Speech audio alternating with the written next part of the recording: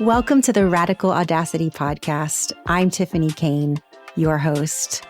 On this podcast, you are going to meet people that walk their own path, live life on their own terms, let go of other people's rules and expectations and the shoulds in life, and instead live life in their own truth, integrity, and authenticity. This podcast will give you the inspiration you need to live your own radically audacious life. Enjoy the episode. Hello, everyone. Welcome to another episode of Radical Audacity. I'm your host, Tiffany Kane, and I'm here today to talk to you about fear. Yeah, fear. It's a topic that I've talked about quite a few times, and something happened today where I thought, I want to come into the community and talk about fear. It's actually a topic I love talking about. I think it's a really important topic. Today, I specifically want to talk about fear when we're making big, scary decisions and having new, big, scary experiences in our lives. So let's kind of start with a little exercise. See how you feel, see what's going on in your body. Go ahead and close your eyes. Not if you're driving. If you're driving, don't close your eyes. But go ahead and close your eyes and imagine that you have to make a really big, life-changing decision right now in this very moment. What starts happening in your body? What emotions do you start feeling? Are you feeling your pulse start to race as fear starts coursing through your body? Yeah, it happens to most of us. When we know we have to make some sort of really big decision, we often have fear come up. Why does this happen? This is what I want to talk about today. Every single one of us is going to have to be making a really big decision. Maybe not right now in this exact moment, but we have to make a really big decision soon. And I like to think of using fear as a tool for helping us make these decisions as radical audacity. The name of this podcast. It really fits in. It fits in. You are audacious when you dig into your fear. Now, I have had many clients that I work with tell me, I know I need to push past my fear, or I need to ignore my fear. I need to let my fear go. I know. And to them, I say, no, that's not at all what I think. I don't say, get rid of your fear. I truly believe fear serves an important purpose, and I think we need to look at it and we need to learn from it. I have certainly experienced the scary audacity of making big, giant decisions in my life many, many times. Those of you who know my story know that at the tender young age of 19 years old, I left a religious cult. Now, when you're in a religious cult, you tend to be very, very isolated. You are told that the people in your religion are your family. And religion isn't just something you do on Sundays. It is your identity. It is who you are. And even your biological family is less family than your religious family. That's the way a cult works. And at 19 years old, I packed up my little blue 1982 Toyota Corolla hatchback. I filled all the belongings that I had there at 19 years old, and I packed up my car and I drove 3,000 miles across the country to start my life over without my friends and family, because I knew that that religion was no longer serving me. I call this my big, audacious moral decision. It was a decision I knew I needed to make for my moral character. For quite a while, I had been questioning the religion. I'm a big questioner anyway. I'm curious and I love to ask questions and I love to explore and I love to understand the why. And so this for me was okay, I need to understand more. I would ask lots of questions and I would continually be told, sister, you don't have enough faith. You need to check yourself. You need to check your faith. And I was told that I was wrong for asking questions. And so I tried. I tried really hard to stamp these questions down, to be quiet, to be the good girl, to be the faithful girl, to be the kind girl, and to not ask questions. But I had questions. One of the big questions came to me when I was in dance class. Now, you can imagine in this religious cult that people that had different sexual orientations were not greatly appreciated, right? In fact, in my religion, I was told that it was a great sin and they would not make it to paradise. So I had a dance teacher, and this was my first experience with a homosexual person. I had a dance teacher who was amazing, kind and loving and giving and patient and there for us as students. And I remember thinking, how can this be somebody that God doesn't love? This is a good person doing good things. How can this be somebody that that God wouldn't want to survive into paradise? You know, I had been taught that there was just this tiny little group of people, just us that had the truth, just our tiny little group of religious people that would make it into paradise, and that he was one of the ones that wouldn't make it. And I just couldn't understand why God would do that or would be like that. And my questions came back to the surface full force. And I was just asking questions, asking questions. And eventually I decided I had to leave. I couldn't be part of the religion anymore. But when I decided to leave the religion, it also meant I had to leave my family and I had to leave my friends because I was no longer part of that religious family. I was shunned. To this day, my own mother doesn't speak to me, and one of my sisters doesn't speak to me. My dad and my sister left the religion a few years after I did, but one sister and my mom are still part of that religion, and they haven't talked to me. They don't know my children, and I don't know my sister's children, and it's very, very sad. But this was a decision that I knew I needed to make. It did not fit my moral core. And I was willing to pay the price. I was willing to lose members of my family. I was willing to lose my friends. I was willing to lose my way of life because I knew at my core that this was wrong. And so I moved 3,000 miles across the country to start my own life. I did it again 20 years later when I left a toxic, abusive marriage with 2 young children. That's hard. It's really hard. I mean, if any of you that are listening understand how hard it is to leave a toxic relationship, let me know. There's this strange thing that happens when you're in a toxic relationship. It's this sick codependency that happens where the person that you are with tears you down to your core till you are broken, broken, broken. And then they say, oh, I'm the only one that can fix you. You need me to fix you. You need me in your life. You wouldn't be anybody without me. And then they do all of this stuff to build you back up.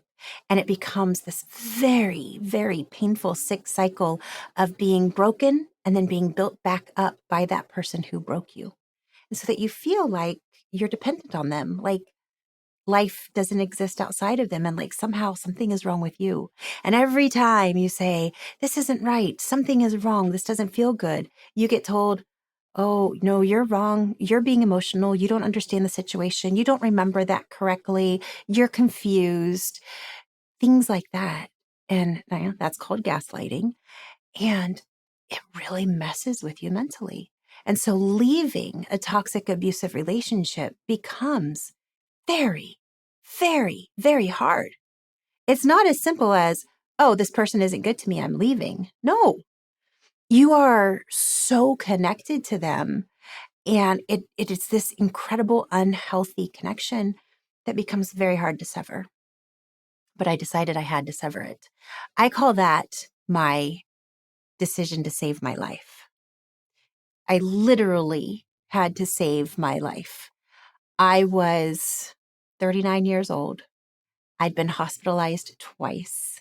My blood pressure was out of control. My thyroid was out of control. My kidneys were a mess. I was on about 12 different medications. Nobody could explain what was going on with me. I was rushed to the hospital in an ambulance, and a code stroke called on me as soon as I got to the hospital, all because of my body's reaction to the stress and anxiety that I was living under. As soon as I left, within just a few months, I was off all of my medications. In fact, I went to my thyroid doctor maybe 6 or 8 months after my divorce, and I had gotten an ultrasound on my thyroid, and she says to me, Tiffany, your nodules are gone. I've really never seen anything like this. What have you done? And I said to her, well, not much of anything. In fact, I ran out of my medication about 6 months ago, but I was feeling really, really good. And I didn't feel like calling you and getting put back on the medication because I was feeling great. And the only thing I did differently, you guys, was I got divorced and I started living for me and for my children and started living a healthy way. So that was my big, radically audacious decision. Hard decision, painful decision. I cannot tell you how many tears I cried. Financially painful decision.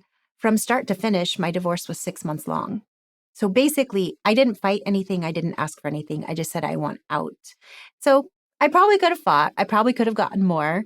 But I realized that all the money that I would have gotten had I stayed and fought for a couple years was not worth my health, that I just wanted out. So I made the hard decision of saying, I'm not fighting this stuff.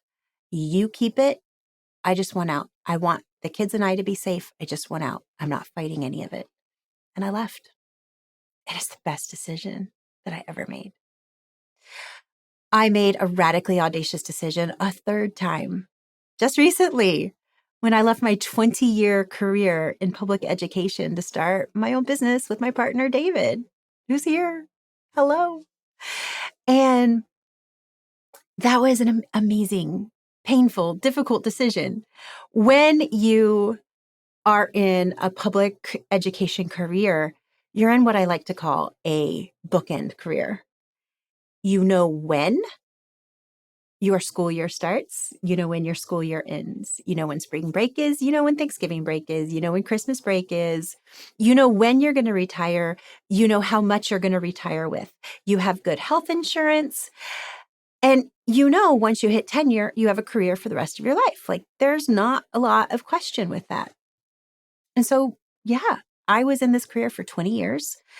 I had gotten my master's degree once I got divorced. I got my administrative credential. I was moving up. And I was at the point where I knew that there were some big changes I needed to make. Like I just felt it in my soul. I felt called for more.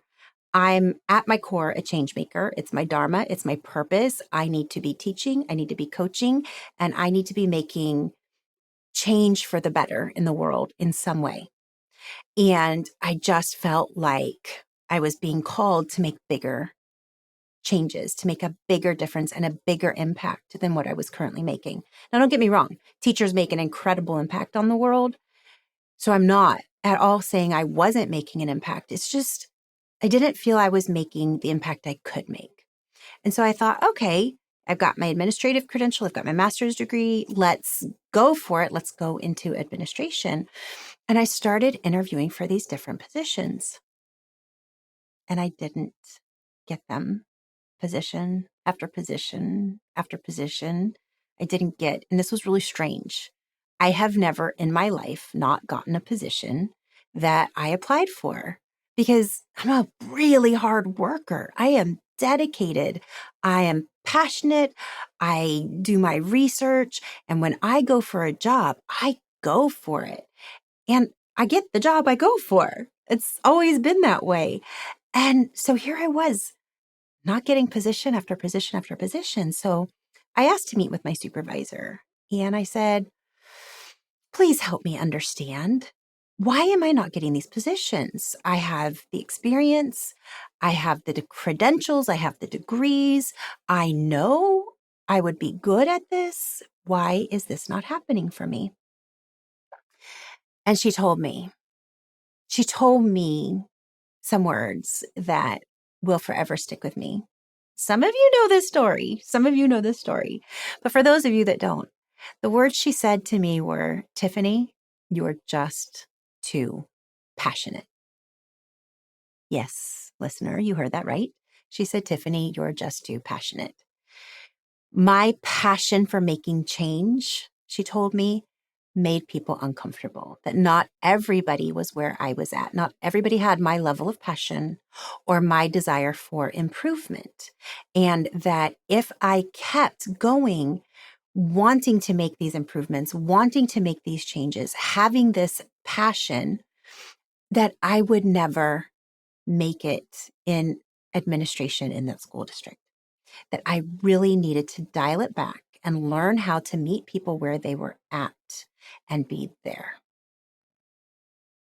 I got to tell you, I am so grateful she told me that. You know, if she had told me, you need more experience with this, you need a different credential over here, you need to work more of it there, let me mentor you, let me guide you, blah, blah, blah, blah, blah, I'd probably still be there. I'm willing to do the work. I'm willing to do the hard work. I'm willing to grow and change. And if there was some way I needed to grow and change, okay, let's do it. I'm all for it. But that's not what she told me. What she told me was that who I am at my core, my passion, my desire for change, my desire to improve things, that was not respected or needed or wanted. And that I would have to change that to stay in the school district and to move forward in administration. Wow. Wow. I would have to change who I was. So I went home. I thought about it, poured myself a shot of whiskey, not going to lie. And I really pondered this.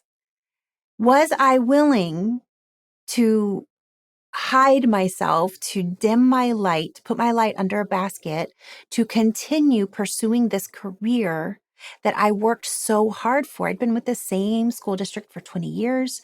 I've worked so hard in this career. I'd gotten my master's degree as a single mother. I'd gotten my administrative credential. I worked so hard for this and put a lot of time and energy into this. Was I willing to let that go?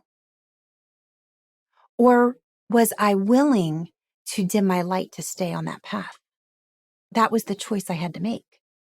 Let that dream go and pursue something different where my passion and my desire, my change maker need was embraced. I had to make that decision.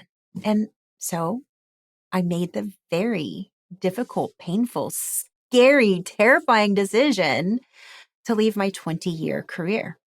I left behind incredible health insurance.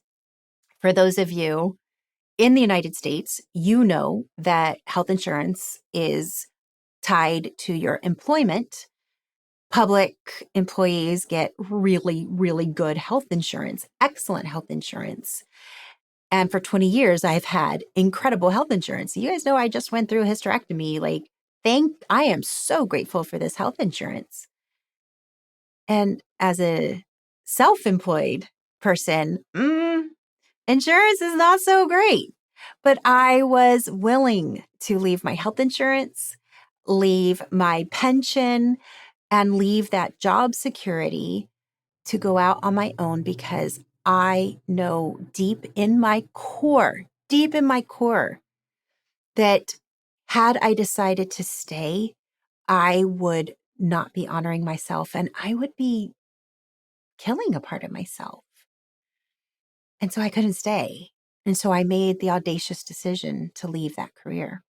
So, friends, The lesson I want you to get from this is the audacious decision is usually the hard decision, and that brings fear. It brings an incredible amount of fear.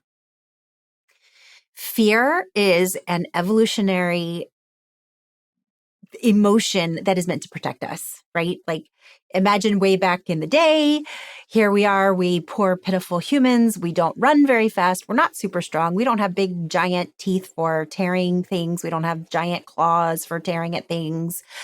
We don't have great hearing, we don't have great eyesight as far as the animal world goes, right? Like, we're kind of pitiful in a lot of ways as humans. And so evolutionary wise, it's really our brains that sets us apart, right? And so fear is one of those emotions that as a human being protected us greatly when we lived in constant danger.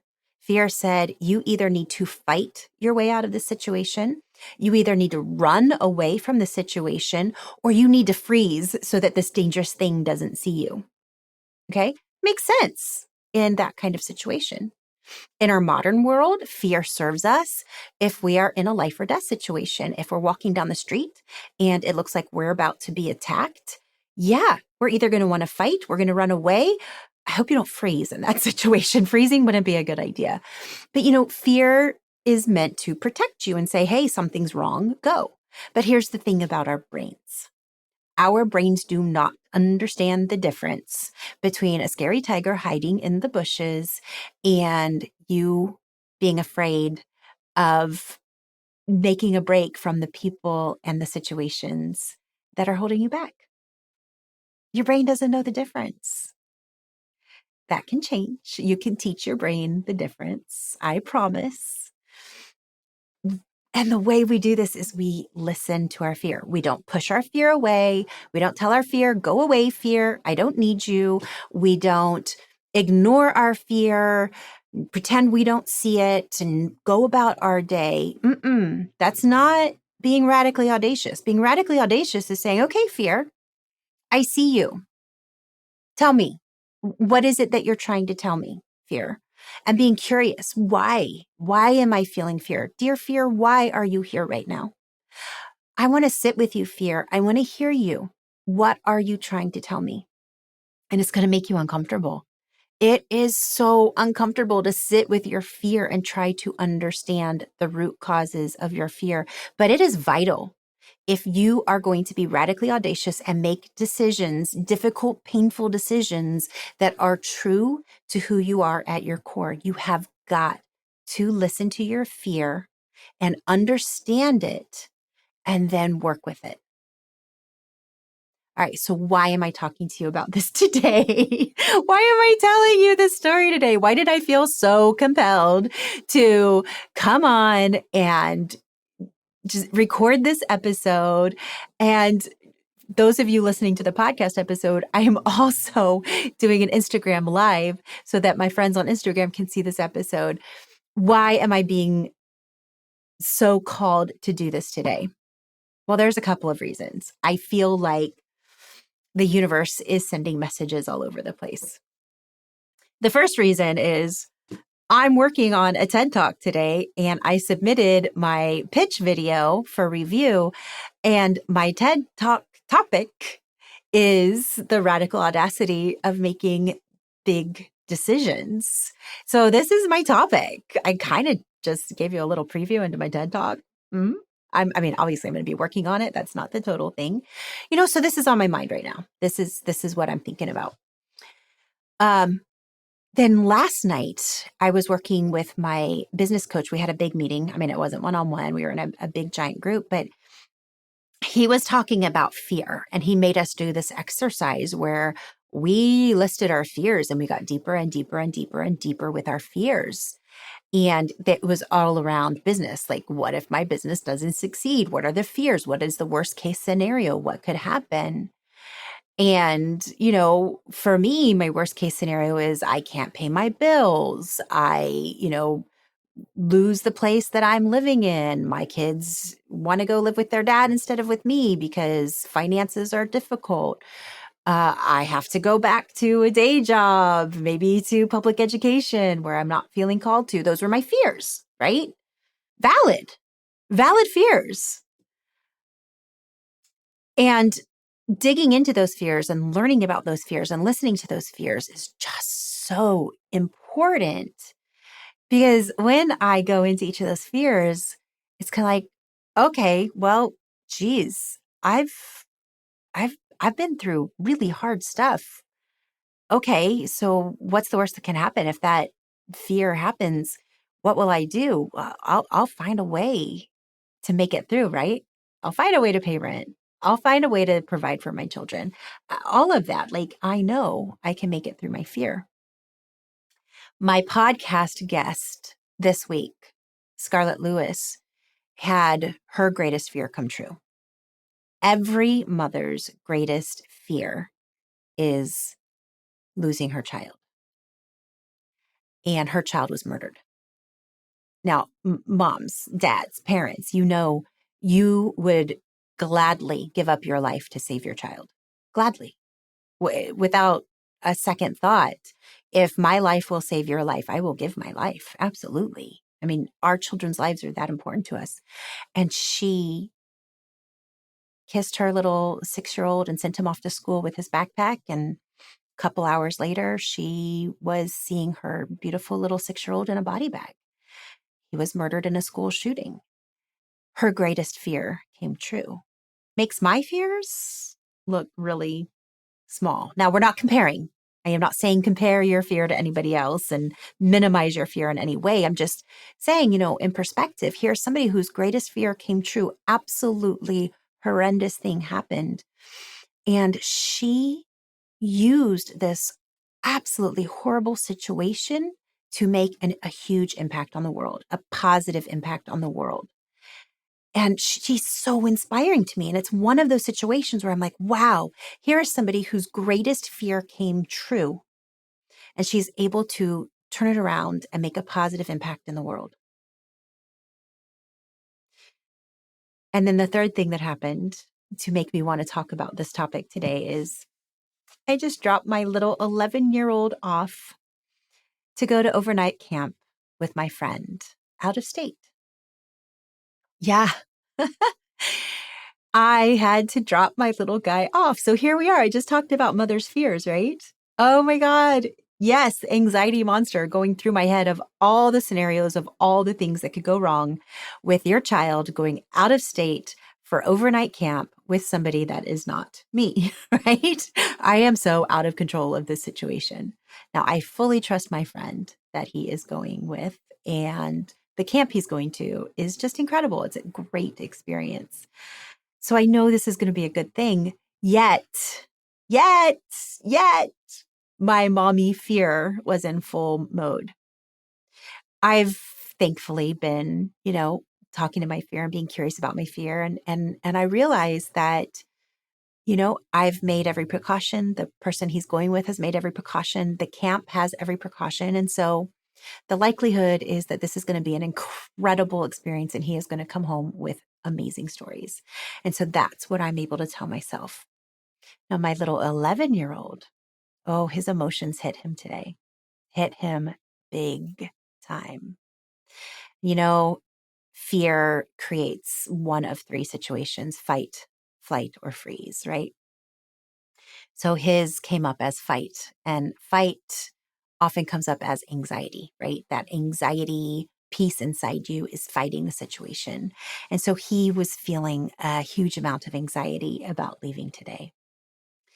And I was able to have some really beautiful conversations with him about his fear.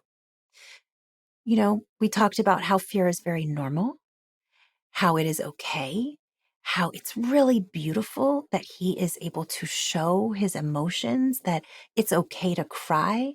It's okay to want to give mama big, giant hugs, that it's okay. He's feeling these fears. He's feeling these emotions. And I'm actually really proud of him for showing the emotions.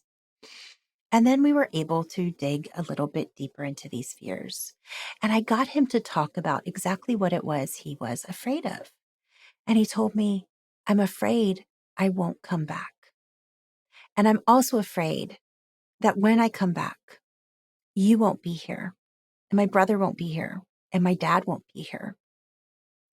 It was so beautiful to me that he was able to articulate that fear. We were able to dig into it and be curious about it.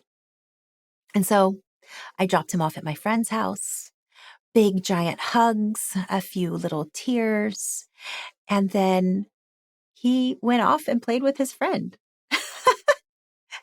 And I said, bye. And he said, bye. He didn't even look at me when he said bye. He was playing with his friend. And then my friend sends me a picture of him in the car with his buddy and their giant smiles as they're on their way to the airport. He's smiling from ear to ear. And I know he's going to be perfectly okay. And I just thought, wow, this is such a good lesson. You know, that could have gone either way. There was a moment today when I thought, oh, he's probably not going to go on this trip. He was letting his fear hit him. He was hitting it hard. He took his pillow, he took his stuff, he threw it down. He said, I'm not going. I can't do this. I can't do it, you know. So there's that fear fly, right? Like run away. And that's where he was going. I'm running away. I can't do this. And we were able to talk about it. And he was able to get in the car.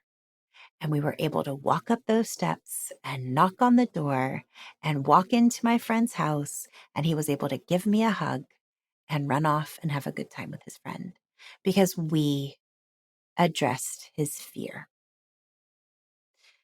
And so, my friends, I want to encourage you to have the audacity to be curious about your fear, to identify your fear, to dig into your fear, and then learn from it so that you can make those big decisions and do those incredible things in your life that you want to do.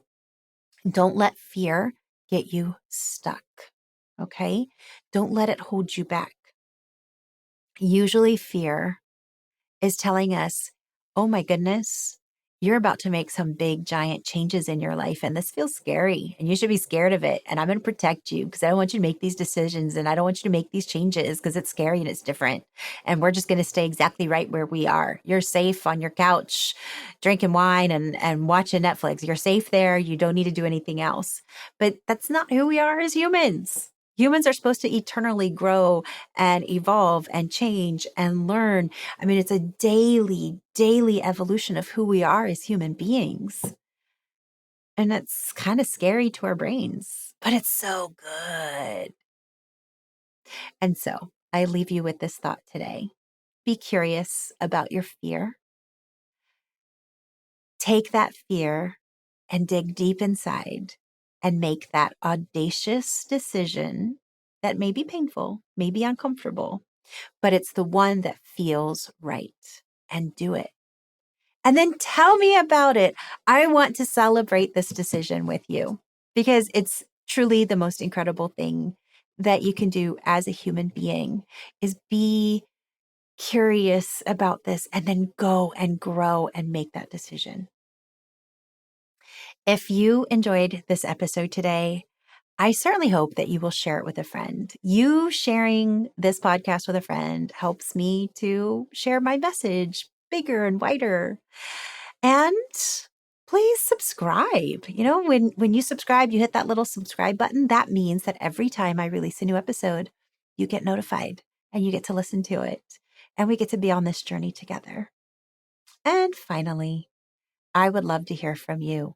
What big giant decision are you working through? Is there a way I can help you? I coach. I am a personal coach, and I'm putting together a mastermind and a retreat. And I would love to have you be a part of that. So DM me, find me on Instagram, let me know about what it is you're working through, and let's work through it together. It's really nice to have somebody on the journey with you to talk you through that fear and to walk you through it. I hope you have a beautiful day. Raise the volume of your voice and get yourself heard. I'm listening.